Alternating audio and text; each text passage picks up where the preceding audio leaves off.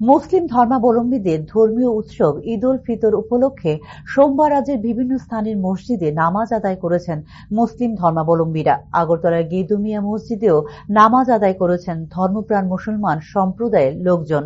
মুসলিম ধর্মাবলম্বীরা এক মাস মাহে রমজানের রোজা রাখা ও সিয়াম সাধনার পর এবং নিজের শরীরের ইন্দ্রিয়কে সমস্ত পাপাচার থেকে দূরে রাখার সাধনার পর এই পবিত্র ঈদ উল ফিতর পালন করে থাকেন।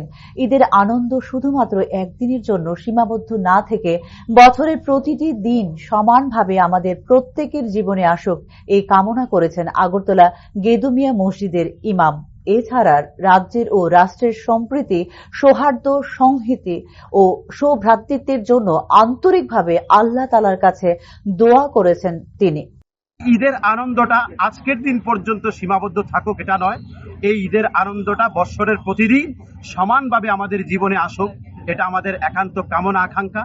এবং রাজ্যের এবং রাষ্ট্রের শান্তি, সম্প্রীতি, সৌহার্দ্য, সংহতি ও সুভ্রাতৃত্বের জন্য আমরা আন্তরিকভাবে আল্লাহ তাআলার কাছে দোয়া করছি এবং দেশবাসীর কাছে আমরা প্রত্যাশা ও আবেদন করছি এই রাষ্ট্রের নির্মাণ একটা মজবুত রাষ্ট্র, পৃথিবীর ভৌগোলিক মানচিত্রে মাথা উঁচু করে দাঁড়াতে পারে এমন রাষ্ট্র নির্মাণ করার জন্য, একটা ইউনিটি ইন ডাইভার্সিটিকে মজবুত করার জন্য সকল ধর্মের সকল নাগরিক এগিয়ে আসবে, এটা আমাদের একান্ত আবেদন, আল্লাহ তাআলার কাছে প্রার্থনা ও আকাঙ্ক্ষা প্রত্যাশা।